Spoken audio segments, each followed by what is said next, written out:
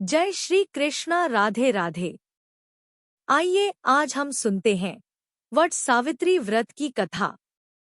जेठ मास में आने वाली अमावस्या को वट सावित्री व्रत मनाया जाता है। आप सभी को वट सावित्री व्रत की बहुत बहुत शुभकामनाएं। इस दिन महिलाएं अपनी पति की लंबी आयु के लिए यह व्रत रखती हैं। वट सावित्री व्रत के दिन सुहागिन महिलाएं व्रत करती है तथा बरगद के पेड़ की पूजा करती है। यदि बरगद का पेड़ नहीं मिले तो उसकी एक डाली मिल जाए तो उसकी भी पूजा कर सकते हैं।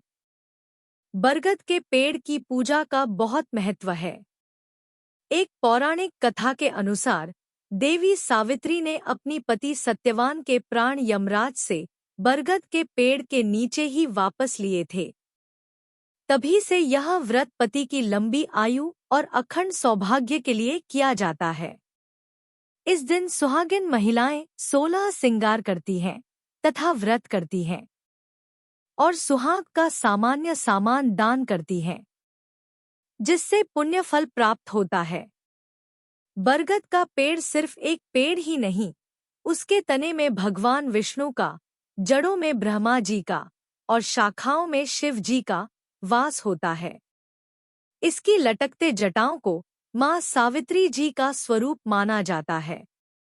वट सावित्री व्रत को रखने से सुहागिन महिलाओं को एक सुखी वैवाहिक जीवन का आशीर्वाद प्राप्त होता है। तो आइए आज हम सुनते हैं वट सावित्री व्रत की कथा। जय हो विष्णु भगवान की। एक समय की बात है, भद्र देश के एक राजा थे जिनका नाम अश्वपति था। भद्र देश के राजा अश्वपति के कोई संतान नहीं थी, इसलिए वह बहुत ही दुखी रहते थे। उन्होंने संतान प्राप्ति के लिए मंत्र उच्चारण के साथ प्रतिदिन 1,00,000 आहुतियां भी दी। 18 वर्षों तक ऐसे ही क्रम जारी रहा।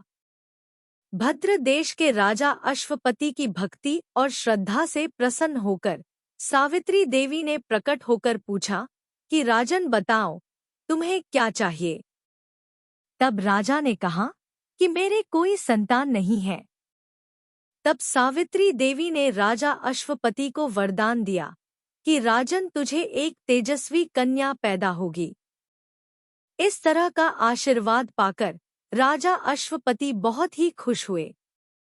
कुछ समय बाद राजा अश्वपति की पत्नी गर्भवती हुई और 9 महीने बाद उनके घर में बहुत ही सुंदर कन्या ने जन्म लिया। सावित्री देवी की कृपा से कन्या के जन्म लेने पर उस कन्या का नाम भी सावित्री रखा गया।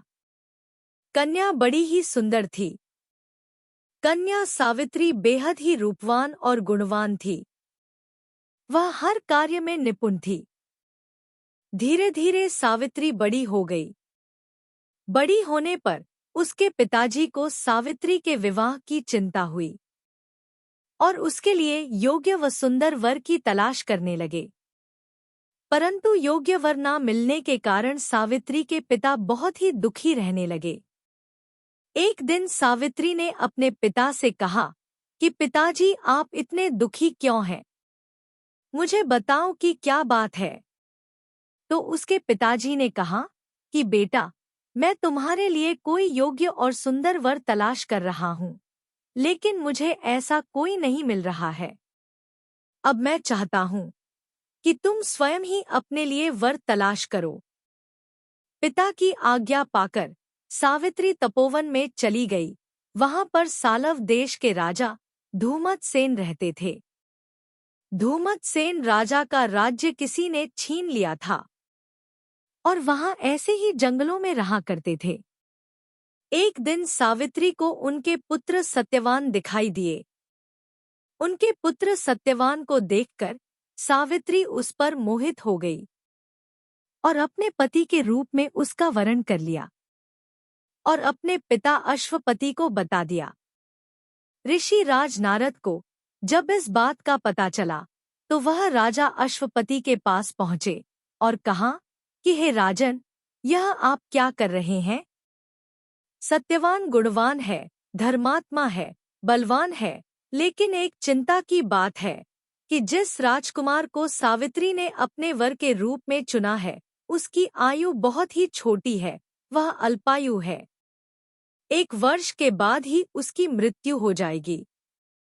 ऋषि राज नारद की बात सुनकर राजा अश्वपति बहुत चिंता में डूब गए। सावित्री ने अपने पिताजी को उदास देखकर फिर से पूछा कि पिताजी, आप इतने चिंतित क्यों हैं? मुझे बताइए। उसके पिताजी ने कहा कि पुत्री, जिस राजकुमार को तुमने अपने वर के रूप में चुना है, बहुत ही अल्पायु है। मैं चाहता हूँ कि तुम किसी और को अपना जीवन साथी बना लो। तो इस बात पर सावित्री ने कहा, पिताजी, आर्य कन्याएं अपने पति का वरण एक बार ही करती हैं। राजा भी एक बार ही आज्ञा देता है। पंडित भी एक बार ही प्रतिज्ञा करता है। और कन्यादान भी एक ही बार किया जाता है। सावित्री हट करने लगी और बोली कि मैं सत्यवान से ही विवाह करूंगी। तब राजा अश्वपति ने सावित्री के कहने पर उसका विवाह सत्यवान से कर दिया। विवाह के बाद सावित्री अपने ससुराल यानी कि जंगल में जाकर अपने पति के साथ रहने लगी और सास ससुर की सेवा करने लगी। समय व्यतीत होता चला गया। सभी हंसी खुशी रहने लगे। लेकिन नारद मुनि ने पहले ही सावित्री को सत्यवान की मृत्यु का निश्चित समय बता दिया था। जैसे जैसे वह दिन करीब आने लगा, सावित्री चिंतित रहने लगी। उसने अपने पति की मृत्यु के करीब आने के 3 दिन पहले ही व्रत रखना शुरू कर दिया। उसने अपने पति की लंबी आयु के लिए पूजा अर्चना शुरू कर दी। नारद मुनि द्वारा कथित निश्चित तिथि पर उसने पितरों का पूजन किया। रोजाना की तरह सत्यवान उस दिन भी जंगल में लकड़ी काटने के लिए जा रहा था। तो सावित्री ने अपने पति सत्यवान से कहा कि आज मैं भी तुम्हारे साथ चलूंगी। सत्यवान ने कहा, ठीक है, आज तुम भी मेरे साथ लकड़ी काटने जंगल चलो। पति की आज्ञा पाकर सावित्री सत्यवान के साथ जंगल में लकड़ियां काटने के लिए साथ चली गई। जंगल में पहुंचकर सत्यवान लकड़ी काटने के लिए एक पेड़ पर चढ़ गया। तभी उसके सिर में बहुत तेज दर्द होने लगा। दर्द से वह व्याकुल होकर पेड़ से नीचे उतर गया। तो सावित्री अपना भविष्य समझ गई और उसे लगा कि अब समय आ गया है। उसने अपने पति सत्यवान के सिर को अपनी गोद में रखकर उसके सिर को सहलाने लगी। तभी वहां पर यमराज आते हुए दिखाई दिए। जब यमराज अपने साथ सत्यवान को लेकर जाने लगे, तो सावित्री भी उसके पीछे पीछे चल दी और यमराज से विनती करने लगी कि मेरे पति सत्यवान के प्राण छोड़ दीजिए। और यमराज से कहा कि मेरे सास ससुर अंधे हैं। उनका एकमात्र यही बेटा है। इकलौता सहारा यही है। आप कृपा करके मेरे पति के प्राणों को छोड़ दीजिए। यमराज ने सावित्री को समझाया कि यह विधि का विधान है, मैं इसे टाल नहीं सकता। लेकिन सावित्री नहीं मानी। सावित्री की निष्ठा और पति परायणता को देखकर यमराज ने सावित्री से कहा कि देवी, तुम धन्य हो। तुम मुझसे कोई वरदान मांग सकती हो, मैं तुम्हें 3 वरदान देता हूँ। तो सावित्री ने कहा कि मेरे सास ससुर वनवासी और अंधे हैं, आप उन्हें नेत्र ज्योति प्रदान करें। तो यमराज ने कहा कि ऐसा ही होगा, अब तुम लौट जाओ। लेकिन सावित्री तो अपने पति सत्यवान के पीछे पीछे चलती रही। यमराज ने देखा तो सावित्री से कहा, तुम वापस चली जाओ। सावित्री ने कहा कि हे प्रभु, मुझे अपने पतिदेव के पीछे पीछे चलने में कोई परेशानी नहीं है। पति के पीछे पीछे चलना मेरा कर्तव्य है। यह सुनकर यमराज ने कहा कि अब तुम दूसरा वरदान मांगो और फिर वापस चली जाना। तब सावित्री ने कहा कि मेरे सास ससुर का राज्य छिन गया है। आप कृपा करके उनका राज्य वापस दिला दें। यमराज ने सावित्री को यह वरदान भी दे दिया और कहा कि अब तुम लौट जाओ, लेकिन सावित्री फिर भी पीछे पीछे चलती रही। तब यमराज ने सावित्री को तीसरा वरदान मांगने को कहा और बोला कि वरदान मांगने के बाद तुम्हें वापस जाना ही होगा। तो सावित्री ने कहा, ठीक है। इस बार सावित्री ने 100 संतानों और सौभाग्य का वरदान मांगा। यमराज ने इस बार भी वरदान सावित्री को दे दिया और जैसे ही यमराज सत्यवान के प्राणों को लेकर चलने लगे तो सावित्री उसके पीछे पीछे चलने लगी। तो यमराज ने कहा कि अब तुम्हारा पीछे पीछे आने का क्या कारण है? अब तो मैं तुम्हें तीनों वरदान दे चुका हूं, अब तुम वापस चली जाओ। तो सावित्री ने यमराज से कहा कि हे प्रभु, मैं एक पतिव्रता पत्नी हूं और आपने अभी अभी मुझे पुत्रवती होने का आशीर्वाद दिया है। अगर आप मेरे पति के प्राणों को ले जाएंगे तो मैं अपने 100 पुत्रों को जन्म कैसे दूंगी? यह सुनकर यमराज को सत्यवान के प्राण छोड़ने पड़े और यमराज जी वहां से अंतर्धान हो गए और सावित्री उसी वट वृक्ष के पास आ गई जहां उसके पति का मृत शरीर पड़ा था। देखते ही देखते सत्यवान जीवित हो गया और उठकर बैठ गया।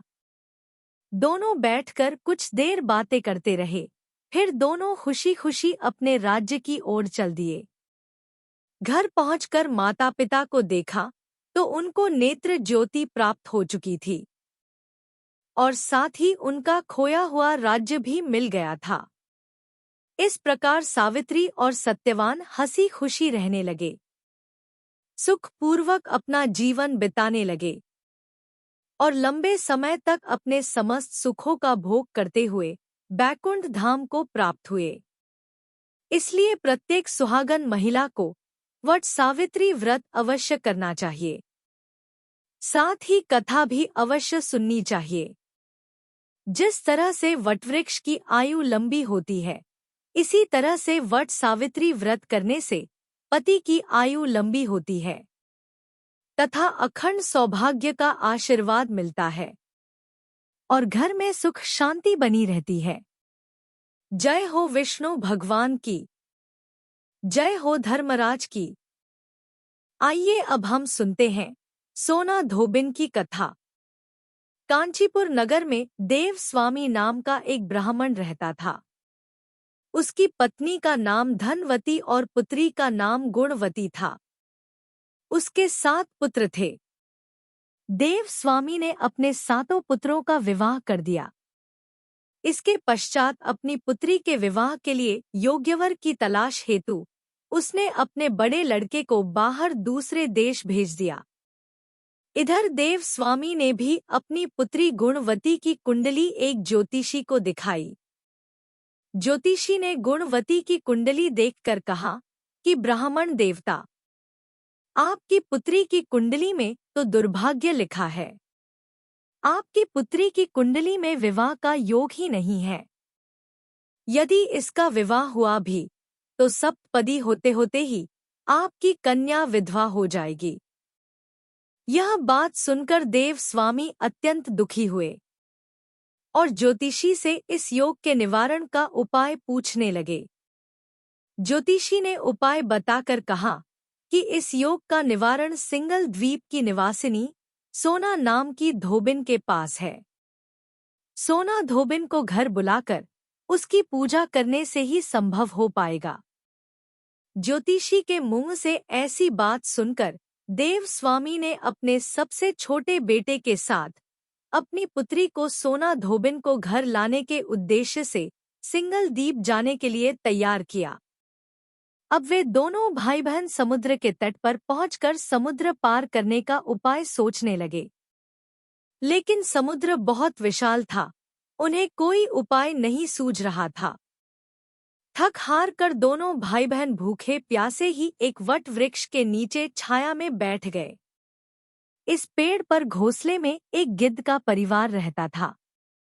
उस समय घोंसले में सिर्फ गिद्ध के बच्चे थे। वह सुबह से भाई बहन के क्रियाकलापों को देख रहे थे। शाम को जब गिद्ध के बच्चों की माँ भोजन लेकर घोंसले में आई, तो वे उन भाई बहन की कहानी बताने लगे।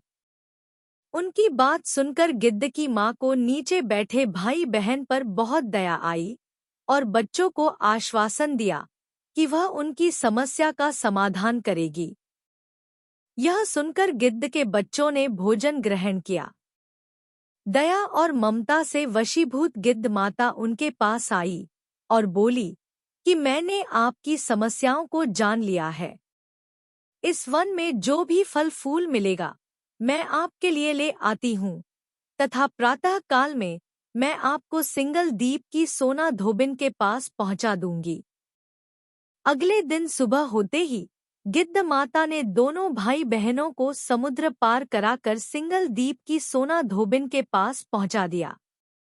गुणवती प्रतिदिन सुबह सूर्योदय से पहले सोना धोबिन का घर लीप दिया करती व गाय भैंस बांधने के स्थान पर भी सफाई कर दिया करती थी। एक दिन सोना धोबिन ने अपनी बहू से पूछा कि प्रतिदिन सुबह हमारा घर कौन लीपता है और सफाई कौन करता है। तो बहू ने तारीफ बटोरने के लिए कहा कि हमारे अलावा और कौन ऐसा करेगा। लेकिन सोना धोबिन को उसकी बातों पर यकीन नहीं हुआ और वह यह जानने के लिए पूरी रात जागती रही। तभी उसने सुबह गुणवती को घर की साफ सफाई करते हुए देख लिया और उससे उसकी परेशानी का कारण पूछा, तो गुणवती ने अपनी परेशानी बताई, जिसे सुनकर सोना धोबिन चिंतित हो गई और उसके घर जाकर पूजा पाठ करने के लिए तैयार हो गई।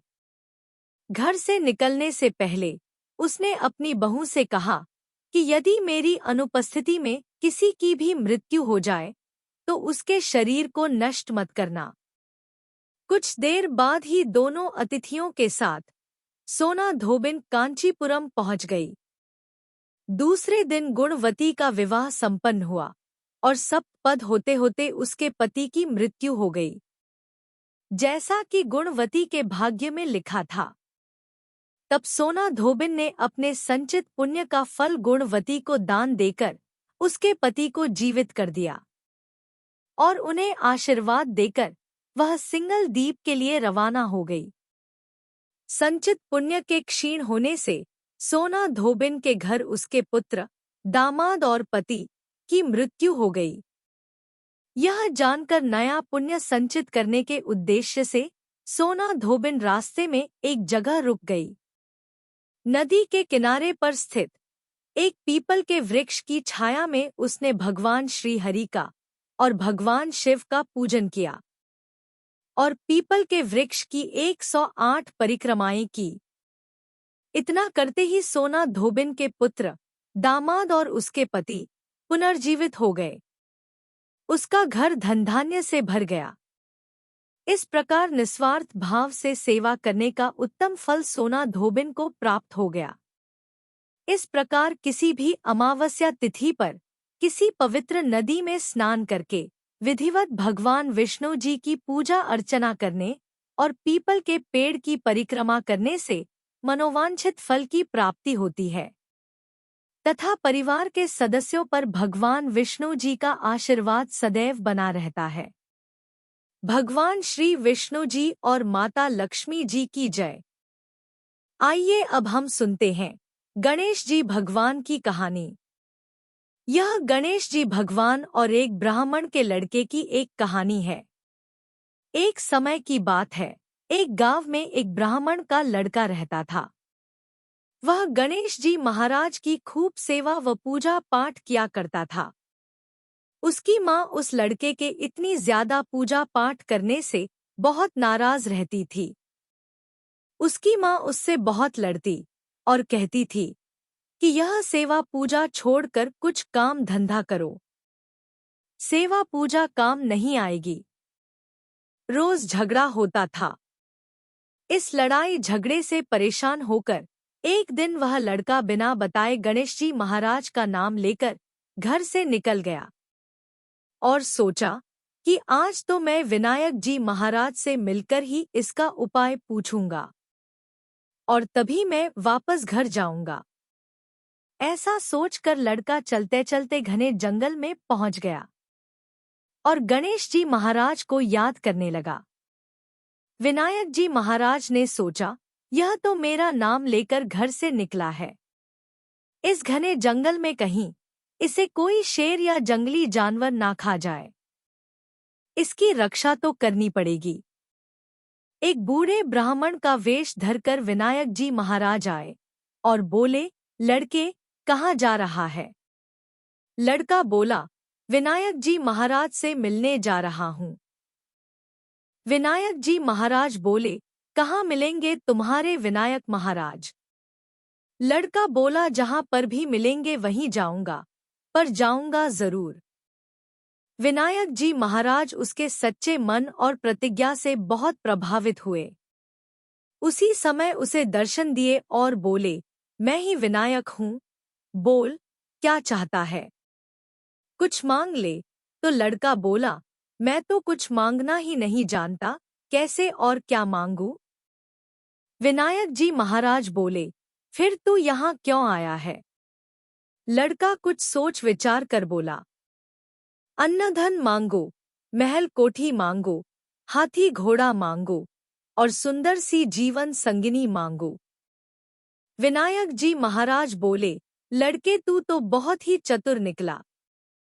तूने तो सब कुछ मांग लिया, पर कोई बात नहीं, ऐसा ही हो जाएगा।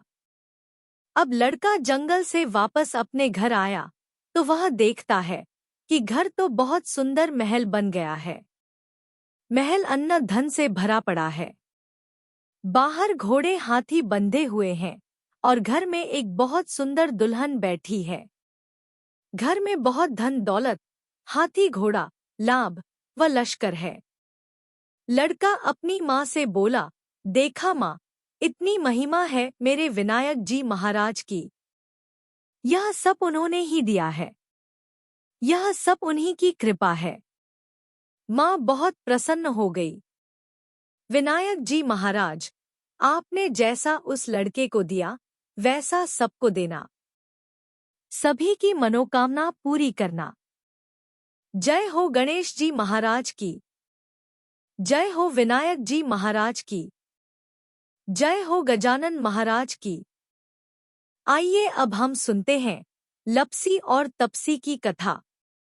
लपसी और तपसी की कथा हर एक व्रत, पूजा पाठ व कथा के बाद में अवश्य सुननी चाहिए।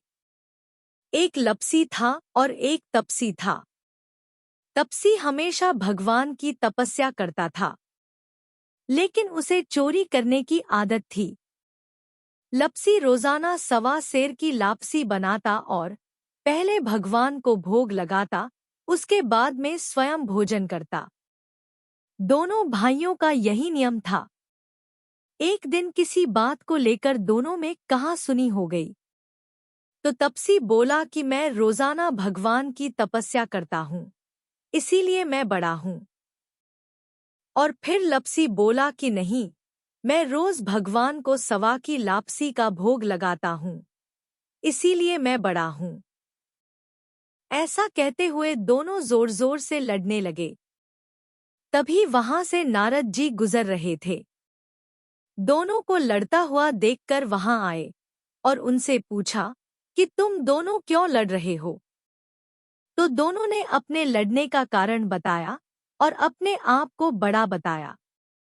तब नारद जी बोले कि मैं तुम्हारा फैसला कर दूंगा। मैं कल आऊंगा और बता दूंगा कि कौन बड़ा है। दूसरे दिन लपसी और तपसी नहाकर अपनी रोज की भक्ति करने आए। तो नारद जी ने छुपकर 1.25 करोड़ की एक एक अंगूठी उन दोनों के आगे रख दी। जैसे ही भक्ति करते हुए तपसी की नजर उस अंगूठी पर पड़ी, तो उसने चुपचाप से उसे उठाकर अपने पैर के नीचे दबा ली। लेकिन जब लपसी की नजर उस पर पड़ी, तो उसने ध्यान नहीं दिया।